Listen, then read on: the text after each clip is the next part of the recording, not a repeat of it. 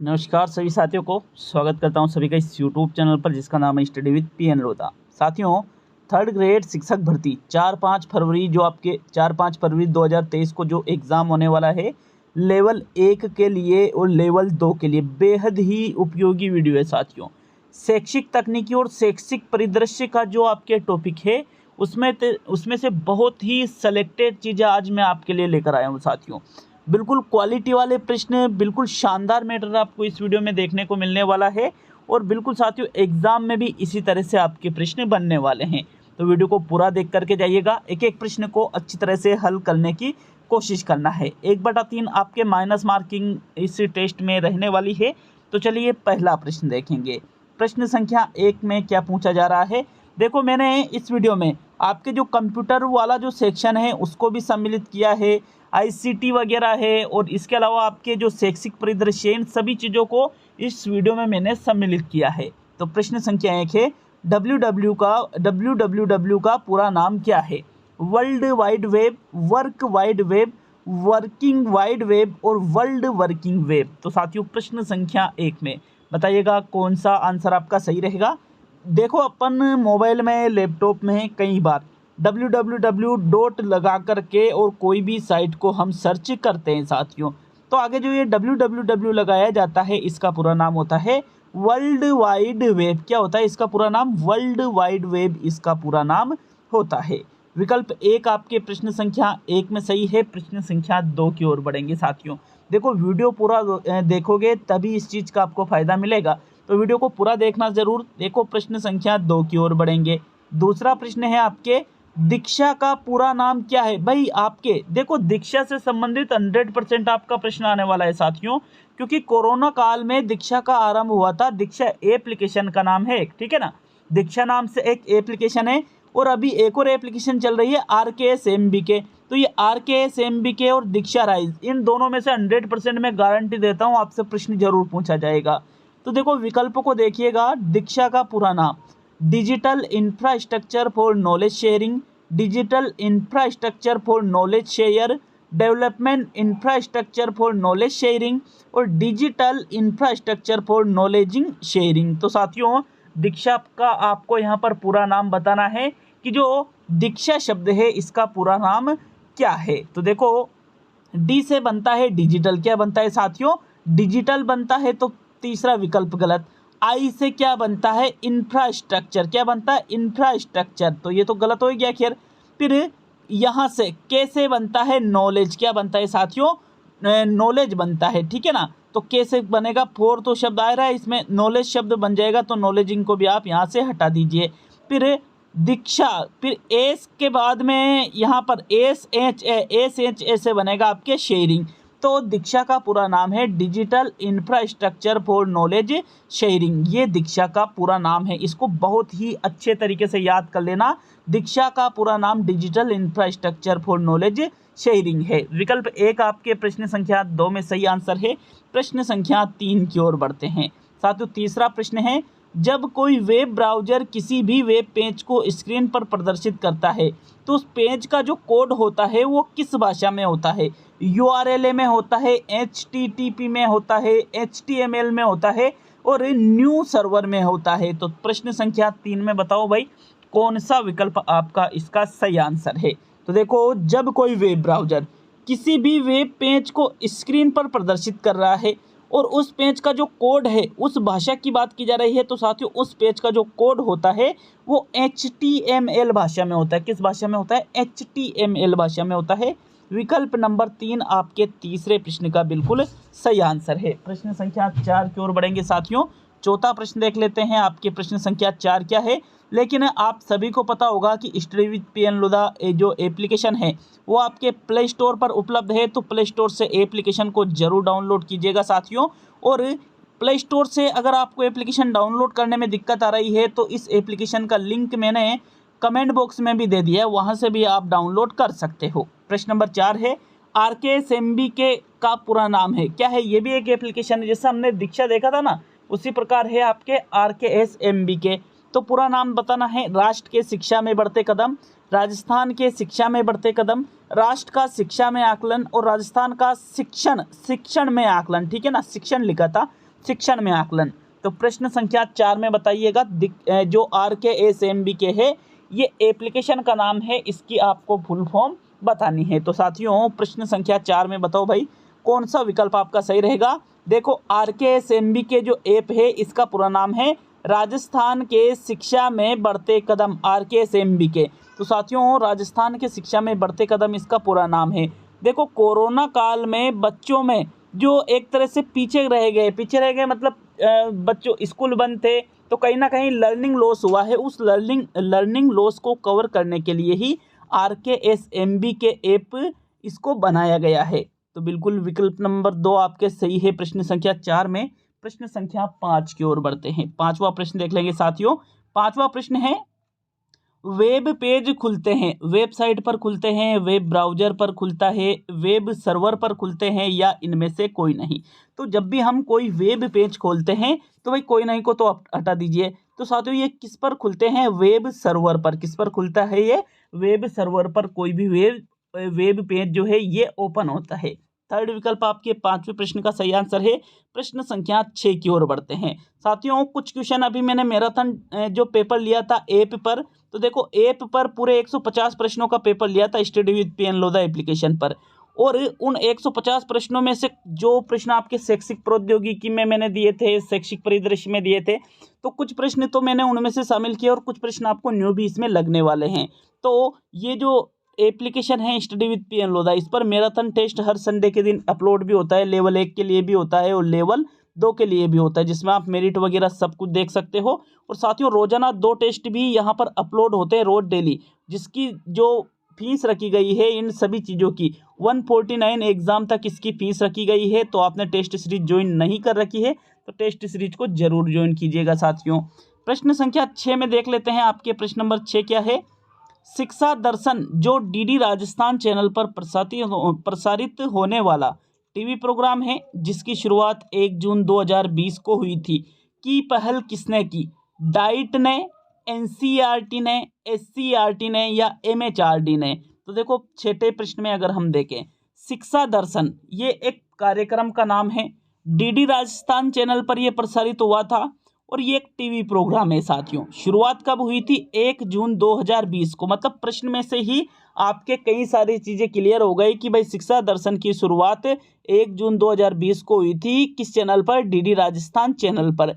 तो इसको शुरुआत जो करने का काम, मतलब पहल करने का काम जो किया गया था वो किसके द्वारा किया गया था, ऐसा आपसे प्रश्न नंबर 6 में पूछा जा रहा है। तो साथियों इसका सही आंसर है MHRD।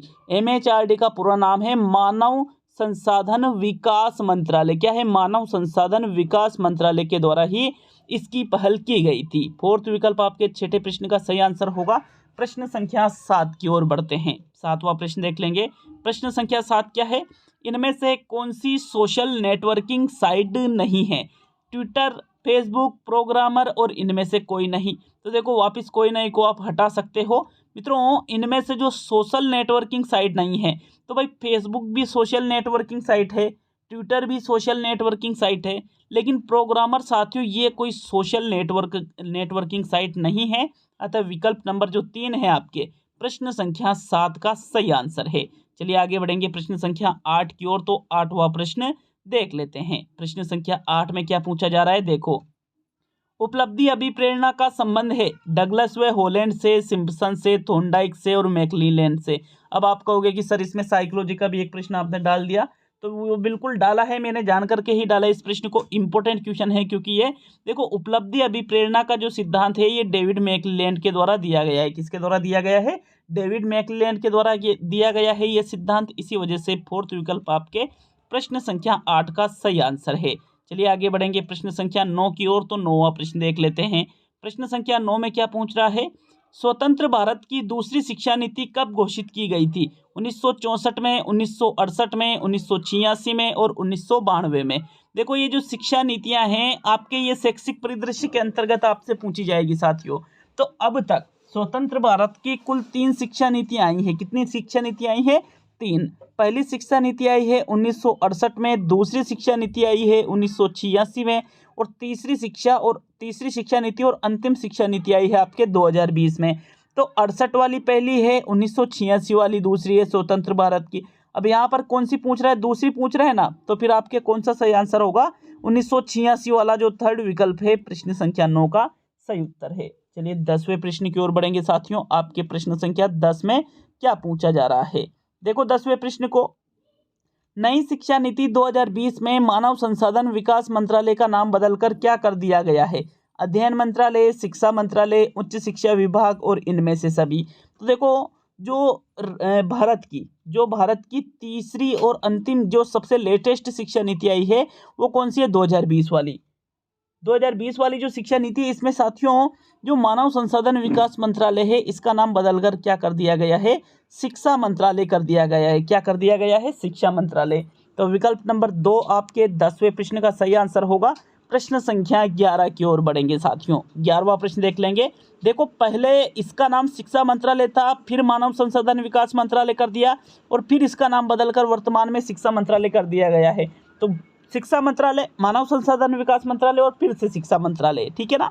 सेकंड विकल्प 10वें प्रश्न में सही है। 11वें प्रश्न की ओर बढ़ते हैं साथियों। प्रश्न संख्या 11 में क्या पूछा जा रहा है, 86वां संविधान संशोधन अधिनियम द्वारा प्रारंभिक शिक्षा के अधिकार को बना दिया गया है, नैतिक अधिकार, कानूनी अधिकार, मूल अधिकार और इनमें से कोई नहीं। देखो आपके आरटी के ये टॉपिक में आ जाता है, ये जो संविधान संशोधन जो हुए हैं शिक्षा से संबंधित, तो ऐसे एक संविधान संशोधन हुआ था, कौन सा, 86वां संविधान संशोधन। साथियों इसमें जो प्रारंभिक शिक्षा का मतलब किससे लिया जाता है, कक्षा 1 से 8 तक की जो शिक्षा होती है वो कहलाती है प्रारंभिक शिक्षा, और कक्षा 1 से 5 तक की जो शिक्षा होती है उसको कहा जाता है प्राथमिक शिक्षा। तो जो प्रारंभिक शिक्षा है इसमें प्रारंभिक शिक्षा के अधिकार को 86वें संविधान संशोधन अधिनियम में मूल अधिकारों में सम्मिलित किया है साथियों। किसमें सम्मिलित किया है, मूल अधिकारों में सम्मिलित किया गया है। तो विकल्प नंबर जो 3 है आपके प्रश्न संख्या 11 का बिल्कुल सही आंसर है। चलिए 12वां प्रश्न देख लेते हैं। आपके प्रश्न संख्या 12 में क्या पूछ रहा है आपसे, देखो 12वां प्रश्न है, आर्थिक रूप से कमजोर छात्रों को निजी विद्यालय में कितने प्रतिशत आरक्षण प्राप्त है, 20%, 25%, 35% और 40%। तो जो बालक आर्थिक रूप से कमजोर है मतलब गरीब वर्ग का है साथियों, ऐसी स्थिति में यदि क्या वो प्राइवेट विद्यालय में पढ़ना चाहेगा तो उसके माता पिता उसकी बड़ी बड़ी जो फीसें होती है, बड़ी बड़ी का मतलब बहुत ज़्यादा फीसें, मोटी जो रकम होती है, क्या उसका वहन कर पाएंगे, नहीं कर पाएंगे। तो इसका सॉल्यूशन गवर्नमेंट ने क्या किया, आरटी 2009 के अंतर्गत कि चाहे कोई सा भी स्कूल हो, कितनी भी उसकी फीस हो, लेकिन उसमें 25% जो सीटें हैं वो गरीब बच्चों के लिए रहेगी और उनसे उन सीटों पर उन बच्चों से किसी भी प्रकार का शुल्क नहीं लिया जाएगा, बल्कि ये 25% सीटों पर जितना भी खर्चा आता है कौन वहन करेगी, संबंधित उस समय जो संबंधित गवर्नमेंट है वो उसको वहन करेगी साथियों। तो फिर 25% इसका सही आंसर है। आपके प्रश्न संख्या 12 में सेकंड विकल्प सही रहेगा। चलिए प्रश्न संख्या 13 की ओर बढ़ेंगे। आपके 13वां प्रश्न देख लेते हैं। प्रश्न संख्या 13, नन्ही कली योजना किससे संबंधित है, महिला एवं बाल विकास विभाग से, चिकित्सा एवं कल्याण विभाग से, शिक्षा विभाग से और समाज कल्याण विभाग से। तो देखो एक योजना है जिसका नाम क्या है, नन्ही कली योजना। साथियों फ्लैगशिप योजनाओं के अंतर्गत भी ये चीजें आ जाती है आपकी। तो देखो जो नन्ही कली योजना है इसका संबंध किससे है, शिक्षा विभाग से है। किससे है, शिक्षा विभाग से। 13वें प्रश्न में आपके थर्ड विकल्प बिल्कुल सही आंसर है। चलिए प्रश्न संख्या 14 की ओर बढ़ते हैं। तो 14वां प्रश्न देख लेंगे। आपके प्रश्न संख्या 14 क्या है, देखिएगा, ज्ञान दर्शन है। क्या है भाई ज्ञान दर्शन, तो शैक्षिक दूरदर्शन प्रसारण सेवा है, शैक्षिक एफएम चैनल का नाम है, शैक्षिक पत्राचार कार्यक्रम है या शैक्षिक संसाधन है। आपको प्रश्न संख्या 14 में देखना है कि भाई ज्ञान दर्शन इनमें से क्या है। तो साथियों 14वें प्रश्न का सही उत्तर देख लेते हैं। देखिएगा ज्ञान दर्शन कोई एफएम चैनल नहीं है भाई, ये तो आपका आंसर नहीं रहेगा। ये शैक्षिक पत्राचार कार्यक्रम, संसाधन और दूरदर्शन प्रसारण सेवा। तो इनमें से आपके प्रश्न संख्या 14 में जो सही आंसर है वो रहेगा शैक्षिक दूरदर्शन प्रसारण सेवा है ज्ञान दर्शन। ज्ञान दर्शन एक चैनल का नाम है साथियों। क्या है, ये एक चैनल का नाम है। आपने ज्ञान दर्शन चैनल भी देख रखा होगा जिसमें शिक्षा से संबंधित जो कार्यक्रम है उनको प्रसारित किया जाता है दूरदर्शन के माध्यम से। तो ज्ञान दर्शन क्या हुआ फिर, शैक्षिक दूरदर्शन प्रसारण सेवा। विकल्प 1 आपके 14वें प्रश्न का सही आंसर है। चलिए आगे बढ़ेंगे साथियों प्रश्न संख्या 15 की ओर। 15वां प्रश्न देखेंगे। आपके प्रश्न संख्या 15 में क्या पूछ रहा है, देखिएगा, राज्य सरकार द्वारा किसके साथ मिलकर राइस दीक्षा पोर्टल का निर्माण किया गया है? एनसीईआरटी, एनसीटीई, आरएससीईआरटी और न्यूपा। तो देखो राज्य सरकार के द्वारा, मतलब राज्य सरकार जो अपने वर्तमान में जैसे जो राज्य सरकार है इसके द्वारा किसके साथ मिलकर राइस दीक्षा पोर्टल का निर्माण किया है? तो साथियों राइस दीक्षा जो पोर्टल है इसका निर्माण राज्य सरकार ने किसके साथ मिलकर किया है? एनसीटीई के साथ मिलकर किया है। किसके साथ मिलकर किया है? एनसीटीई के साथ। देखो एनसीटीई जो संस्था है ये अध्यापकों को, जैसे अभी आप तैयारी कर रहे हो, भर्ती की तैयारी कर रहे हो, अध्यापक आप बनने वाले हो साथियों, तो जैसे आप गवर्नमेंट जॉब लग जाओगे तो उसके बाद में भी समय समय पर आपको अनेक प्रकार के प्रशिक्षण दिए जाते हैं। तो वो जो प्रशिक्षण देने का कार्यक्रम है, क्रियान्वयन है, योजना बनाने का काम है, ये एनसीटीई के द्वारा ही किए जाते हैं। और ये जो दीक्षा पोर्टल है इसमें अध्यापकों को प्रशिक्षण ही तो दिया जाता है। तो बिल्कुल एनसीटीई आपका बिल्कुल सही उत्तर है साथियों प्रश्न संख्या 15 में। चलिए आगे बढ़ेंगे प्रश्न संख्या 16 की ओर। 16वां प्रश्न देख लेते हैं साथियों। प्रश्न नंबर 16 है, स्कूल को गोद लेने के लिए निम्न में से कौन सा ऑनलाइन पोर्टल सर्वाधिक उपयुक्त है? ई मित्र है, ज्ञानवाणी है, स्माइल है और ज्ञान संकल्प पोर्टल है। तो देखो अगर आपको स्कूल को गोद लेना है, आपने देखा होगा कि जो प्राइवेट विद्यालय होते हैं, निजी विद्यालय होते हैं साथियों, वो दिखने में मतलब उनमें भौतिक सुविधाओं की कभी भी कमी नहीं होती है। लेकिन जो गवर्नमेंट स्कूल होते हैं वर्तमान में, तो जो पीओ क्षेत्र वाले स्कूल हैं, मतलब जैसे पीएस यूपीएस स्कूल जो प्राथमिक और उच्च प्राथमिक स्कूल है, इनमें तो भौतिक संसाधनों की बहुत ज़्यादा कमी आपको देखने को मिलेगी। लेकिन पीओ वाले जो 12वीं तक के स्कूल है इनमें लगभग यूँ मान लीजिए 90% विद्यालयों में आपको कमी नहीं दिखेगी। ना ही तो बिल्डिंग से संबंधित, ना ही पेयजल वगैरह, मतलब सारी सुविधाएं इसमें आपको मिल जाएगी। लेकिन जो पीएस यूपीएस स्कूल छोटे स्कूल होते हैं कक्षा 1 से 5 से और कक्षा 1 से 8 वाले, 1 से 8 में फिर भी हो जाती है, लेकिन 1 से 5 वाले अनेक विद्यालय ऐसे हैं राजस्थान में जिनमें साथियों बहुत ही कम साधन संसाधन है। तो उन विद्यालयों को गोद लेने के लिए जो ऑनलाइन पोर्टल सर्वाधिक उपयुक्त है वो आपको बताना है। तो साथियों कोई भी व्यक्ति ज्ञान संकल्प पोर्टल के माध्यम से स्कूल को गोद लेकर के उसकी भौतिक सुविधाओं को, संसाधनों की उसकी पूर्ति कर सकता है। तो यही सबसे बेस्ट है। ज्ञान संकल्प पोर्टल की शुरुआत इसीलिए की गई है। विकल्प नंबर 4 आपके 16वें प्रश्न में सही है। प्रश्न संख्या 17 की ओर बढ़ेंगे। 17वां प्रश्न देख लेंगे साथियों। देखो प्रश्न नंबर 17 है, 1 जुलाई 2019 को राज्य सरकार द्वारा पहला महात्मा गांधी स्कूल कहाँ शुरू किया गया? जयपुर में, अजमेर में, जोधपुर में और कोटा में।